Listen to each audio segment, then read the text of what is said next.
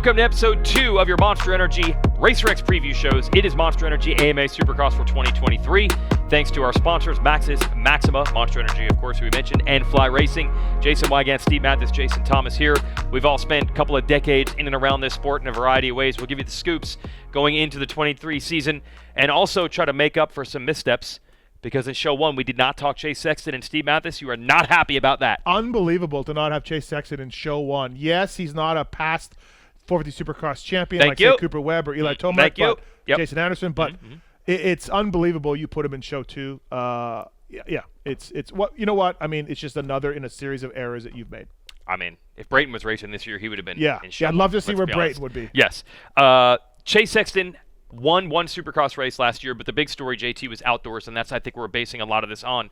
Although quietly, the last couple of rounds in Supercross were also rock solid. Didn't win any, but he was right on Anderson's heels. So it's coming up Sexton right now. Yeah, and you can really see him coming into his own as a rider. I think they took some pretty big steps as the season went on in Supercross with the motorcycle. They were pretty vocal about them starting on the wrong foot. You saw Ken Roczen struggling, had a big crash at Oakland. Sexton had some of his own big crashes as well. And I think they needed to make some corrections. I think they're much more confident in where the motorcycle is, and I think that's going to be reflected in 2023, both mentally, his maturity level, and just the motorcycle is a lot further ahead than it was. Hold on, I really should have done some homework here on this show. You should have, yes. He won one race. That's it. He won San Diego and didn't win any more. Really? So there's your guy. Okay, well, he threw one away on the last lap in Minneapolis. He did in Minneapolis, yes. And he never won again? No. That's my point. Can we check the records? So I want to throw one more thing at you. Honestly, I would. If you'd said right now just how many races, I would have said, yeah, I won 2 or 3. I mean, it was the Anderson and Tomac show down the stretch. Yeah, They took over. I believe there were multiple wins predicted. Multiple is more than one, and there was only one. I believe someone at this table said, are we looking at a McGrath in 93 scenario? Not only 9 wins short of 93. I'm not going to name any names. No. But one of us said that. I will name this. Steve Matthes, yourself. You told me to do this. So Zach Osborne wins the 450 motocross title in 2020. Yep. We're real high on his chance in 21. It does not translate to Supercross.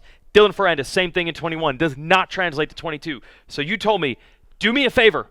If a guy kills it outdoors in a 450, remind me that it doesn't necessarily mean anything for Supercross. Do I need to do that? No, I do remember that, and yes. I'm done Osborne with that. and Ferrandis, but they didn't even win a race. Here's what Sexton found in the outdoors. Okay. Consistency. Here's what he lacked in Supercross was consistency. What he found outdoors was consistency. I don't care about the actual number of wins or the championship. He didn't win it. We know that. But he found a new level of consistency, moto in and moto out. So I like that. And, of course, he went on the Motocross to Nations and all that. So never mind the championship, but he needed consistency, and I think he found it. And I think the bike will be better. You know, JT alluded to that. They slapped on some aftermarket triple clamps, which is unheard of at factory Honda. And they tried to make him happy, and it seemed to work. And we know that he put a new shock on for his bike for outdoors, and that worked. I'm interested to see if he comes in with Supercross with that. I don't think so, but maybe. So, yeah, I think third year jump. Third year usually is big. We've done that. Yep. I like it.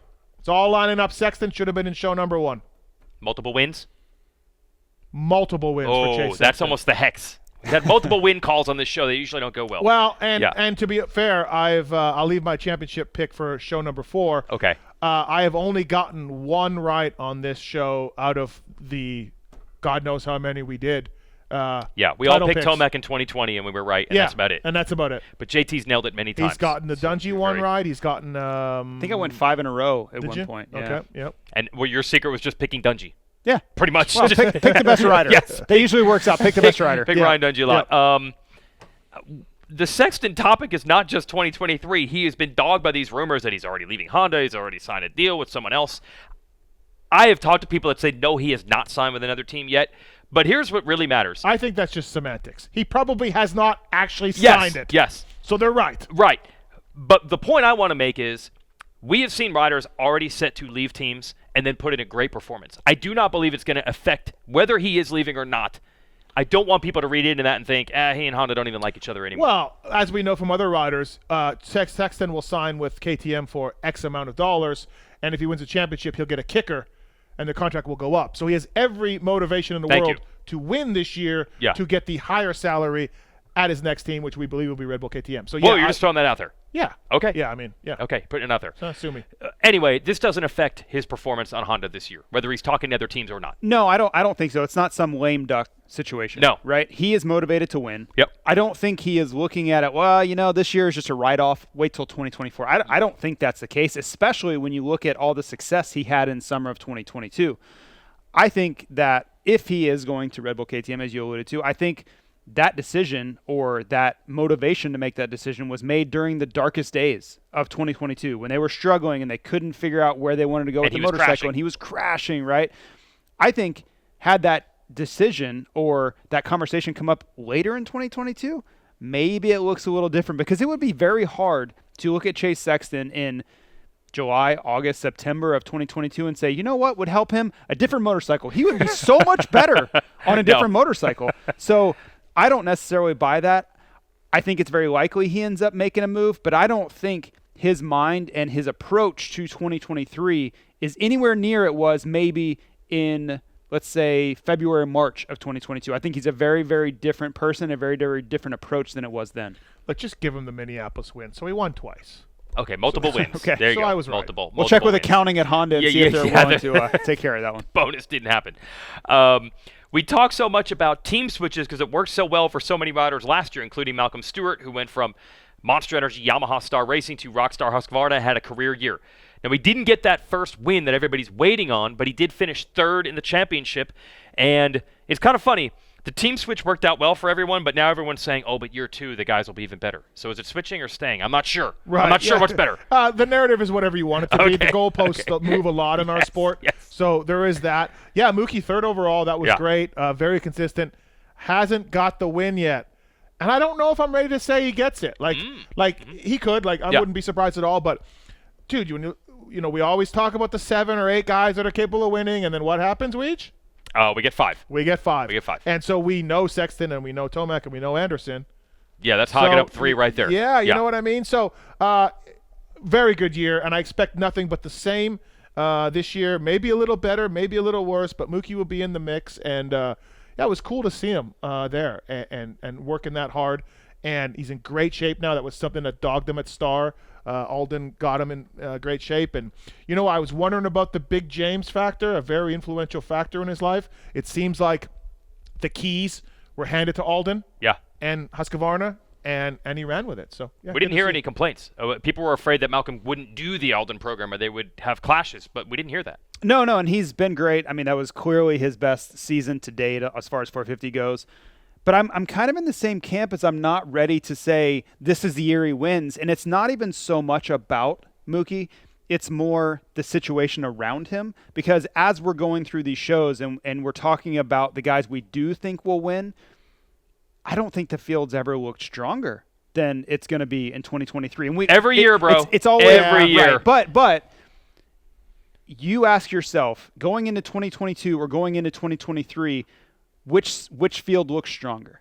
I would say 2023 looks stronger than 2022 because of some of the things we've talked about and some of the things we will talk about. But Anderson looks better. Tomac's coming off his best year. We're thinking Webb's going to have a resurgence. Sexton should be better than ever.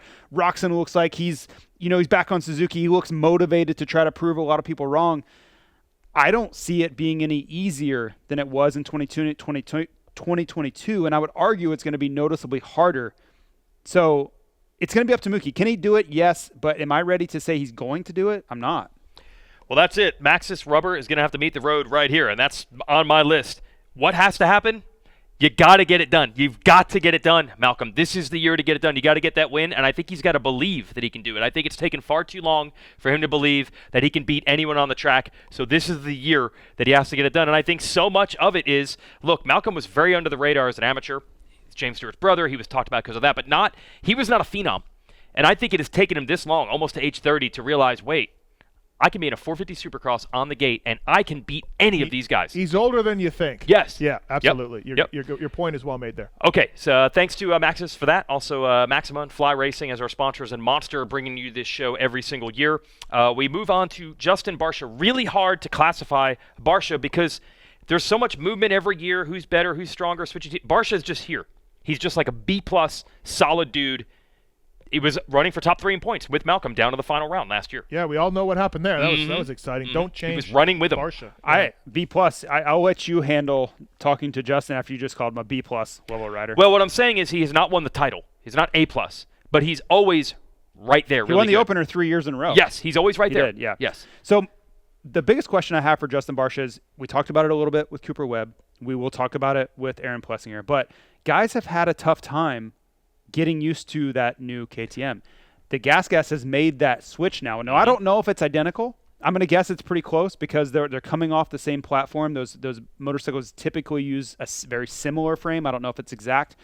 How does Justin Barcia adapt to that new motorcycle? Because he had the benefit of getting the old bike last year where everybody was like, if I could have the old bike, I'd be so much better. We heard that over and over. He did have the old bike. So is he going to come out and be great? I don't know. Is he going to be in the mix? Sure. But that's what I wonder about is when the whoops get really cupped out and you hear a lot of the complaints from the factory KTM guys last year, even 250 guys last year you were hearing it from, is that going to be Justin Barcia's story for 2023? Is I just can't figure out where to go with the motorcycle. So that story's yet to be written, but that's the concern I have.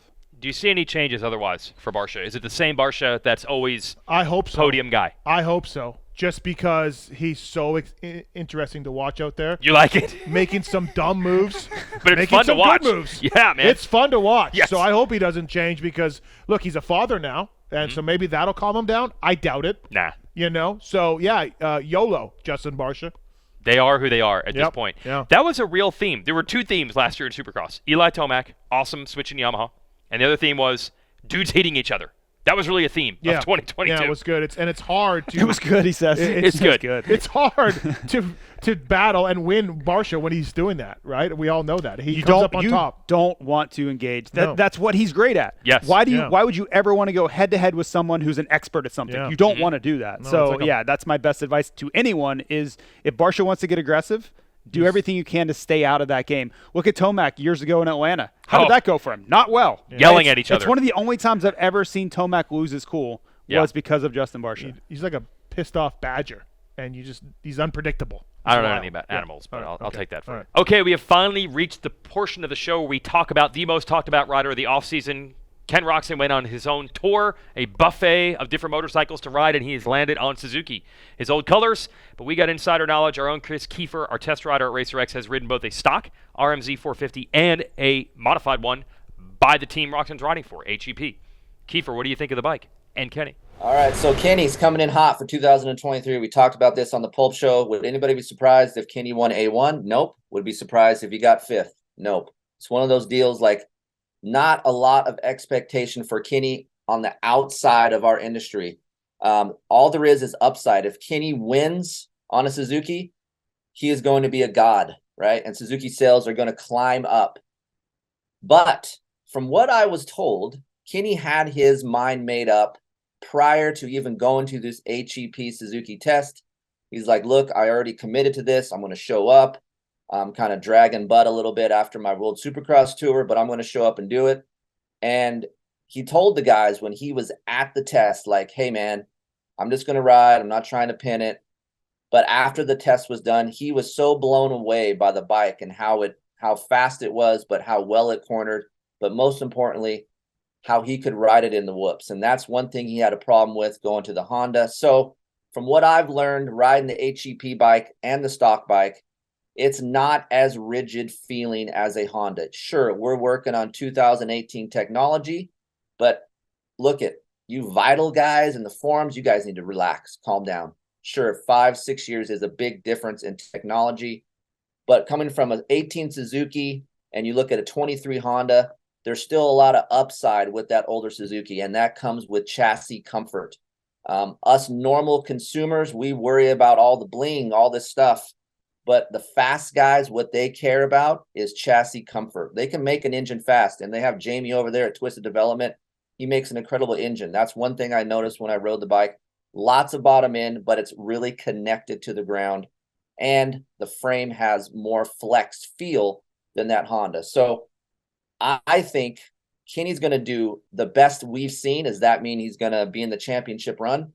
No, but it would not be surprised me if he stretched out 3 to 4 wins and we see a guy kickstarting his machine. That's right. kick-starting it. We're not going to throw electric start on. Everyone's saying, oh, they're going to put electric start on. No, we're not doing that. We're going to kick it. And there should be no issues with Kenny going through the whoops in 2023. I'm going to be watching heavily at A1 to see what's on Kenny's bike. But it's going to be 6-year-old technology, everybody. Just wait. All right, that's our take from Kris Keefer on the Suzuki. We got to discuss two things, not just the Suzuki, but Kenny himself and his prospects coming into the season and how this all works together. Well, won the opener and then proceeded to have a terrible season from there and then pulled out, right? Yep. Like some people say, has a hard time making it through a whole series. Mm-hmm. You have said that? Yep. Look, a couple things here. So I'm pretty sure his mind was made up on signing with the Firepower Honda guys after Paris. Mm-hmm. And I talked to him at Paris. He bought me dinner. Thanks, Kenny. Oh. And he was saying that I got to go ride the HEP bike. And then I got a text after the HEP ride that the bike blew him away. I know what you're. I know. But the bike blew him away. Yeah. And that accelerated the signing with the Twisted Tea Progressive Suzuki guys, and so he loves the bike, and was not planning on signing there. I don't. Yeah, that is the key. It's not like they offered the most money, so he tricked himself into liking it. No. He was planning on not liking it, and then he did like it. So we have a Roczen that wasn't happy with the bike setup for the last couple of years, a little finicky. Yep. Loving this bike. Certainly know that he used to be pretty fast on one. So we have that. Do we have a healthy Ken Roczen? We don't know. That we don't know. That's what he struggled for. I'm one of the guys that make fun of Suzuki for kickstarts, having Kickstarter still. I think we all do. But in all seriousness, that doesn't affect that weapon for Ken Roczen. No, the kickstart thing is highly overrated. Right. So outside of that, the bike is good. The team can make it as fast as they want it, as he wants it, or they want it to be. There's no problems with the bike. They'll bring the weight back down. It is on the heavy side production. That doesn't matter for a guy like Kenny. And the bike is more than capable of winning races. Okay. So he likes the bike. It's more than capable of winning races. I think he does win, but I still question the long-term, can he be in the title hunt from there? But I'll tell you what, it's the most interesting thing for 2023. Is it the most interesting thing to watch? It's up there. Yeah. It's certainly up there. I think Cooper Webb is a big part of that story too. I think Chase Sexton, does he switch? That story is in there too. But yes, Ken Roczen he's one of the most marketable riders on the planet. He's going to a satellite Suzuki team coming from factory his entire life. And I would say one of the most unlikely landing spots for him to go back to a Suzuki that hasn't been updated in 4 years, right? Yeah. And whether the bike's great or not is not the point. This is a bike that has not been significantly upgraded, just like every other bike he's been on and everything he's competing against. They've taken steps forward. Still has a Kickstarter, right? And that maybe that doesn't mean anything when the checkered flag flies, but it's just a sign of where Suzuki's development has been since 2018. If he comes out and wins on that thing, you're just going to have to hand it to him for winning on a bike that I would consider technologically challenged compared to the bike he's been racing on. Sounds like we're going to have our first argument. I'm not arguing. Race review. No, on the race review pod. But you can't make a logical argument saying that bike is in the same tech space that a factory 2023 Honda HRC bike is. Not as a Honda, but as other bikes out there. Yes, I can. I don't know what that means. Well, Honda, I think, has a little bit of an edge on everybody when it comes to their ECUs and electronics and what they're monitoring and what they're doing. So I would put this bike not as technologically advanced as the Honda, but I would put it on the level of other bikes out there. Yeah. Wow. So you don't think I think he can win. I do. But I think it would be a huge story because I think he will be winning on slightly inferior equipment. Okay. So that is the argument. You're saying it doesn't matter, and you're saying Kenny might have to overcome it. I think it does matter, but I think he can overcome it with his talent. Yep. And that is the thing. He had a bad season last year. There's no doubt about it. He didn't even race half the races, and the half that he did, besides that win, they were terrible. He wasn't even a top 10 guy. So there's two things. Are we at least getting the 2021 level Roczen back and not the 2022 Roczen, who on any bike was going to be terrible? Don't you just think he's going to have this chip on his shoulder? That he's going to have the... I know that's a fun story. I don't go as deep into the psychological mumbo jumbo as a lot of people do and how much that matters. I feel like Ken Roczen went into last season trying as hard as he could and wanting to win as much as he could in every season. But the Suzuki and Kenny and the chip and... What about less pressure? You had a podcast with Adam Cianciarulo lately, and he's like, as an outside observer, I'm not saying I've heard this from Kenny, but the fact that he's not expected to win the title and save Team Honda and honestly, anything Roczen does this year is a bonus. Like you said, if he wins one race this year, that's amazing. Yeah. Does that help? Less pressure. Amazing? Yeah. It's amazing? Wouldn't you say? A 20-time Supercross winner?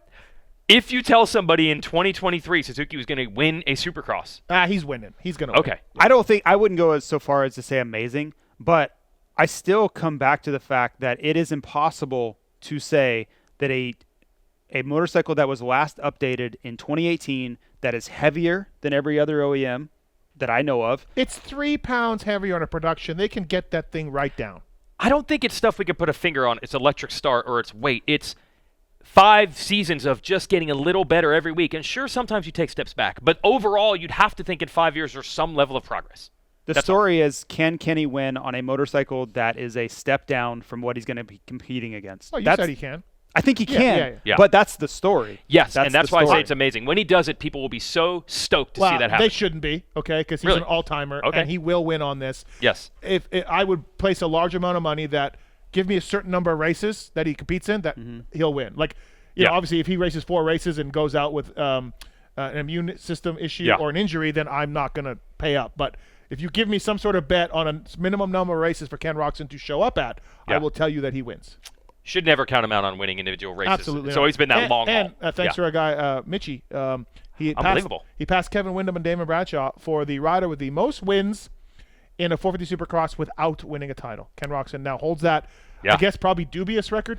I know. It used to be Eli Tomac. Tomac's now won the title. So Roczen with 20 career 450 Supercross wins. That's the most of anyone who's ever not won the title. Now, title, we're probably stretching it a little bit. But that's the question. Yes. Do you think that's ever – I don't have him winning a title at this late stage of his career. On any bike, Right. I think. Right. Yes. So that's something that may not be broken, right? He's going to watch this and be pissed. That's fine. I understand. He's a racer. He thinks he can win. Great. But we have to look at it objectively. And I would say the odds of him winning are much less – a title now are much less than they were, say, 5 years ago. That's got to be fair. Yeah. Can he be even better than he was in 21 where he finished second? I think that's asking a lot. Okay, so let's get to you guys. My Max's rubber meets the road is Malcolm Stewart. You got to get a win this year. You got to get it done. Steve, get ready to spray this field with some pump. Out of this group, these 4 riders we've talked about, Sexton, Barcia, Roczen, and Malcolm Stewart, who's going to shine? Well, SC1 Maxima. It's great stuff. Matthes in a can. Matthes in a can. When I was a factory mechanic and I didn't want to really clean my bike, I just sprayed it, and everyone thought my bike was great. So I'm sure they did. Matthes in a can. Put the shine on. Chase Sexton. Okay. This is it. He's the guy. The guy. He's the guy. He's the guy. I'll make my title pick later. Okay. But he's the guy. All right, foreshadowing. With the shine on it. Okay. Foreshadowing. A lot of mystery there. Mm-hmm. A lot of mystery. There's nothing wrong with being – I mean, you watch Chase Sexton ride. You see that third-year thing. Nothing wrong with thinking that is going to be a peak performance this year. Graph in 93. Just that's one going a little year early. Oh, no. We're doing this again. Wow. Doing this again. There's only one McGrath. Hey, remember the run Seeley went on? Multiple wins? Yeah. Calling multiple wins. Okay. Yeah. JT, Fly Racing. Who's going to fly out of this group of riders in 23? Well, this is tough. I don't want to copy Steve, but we could make the argument that Sexton should be in episode 1.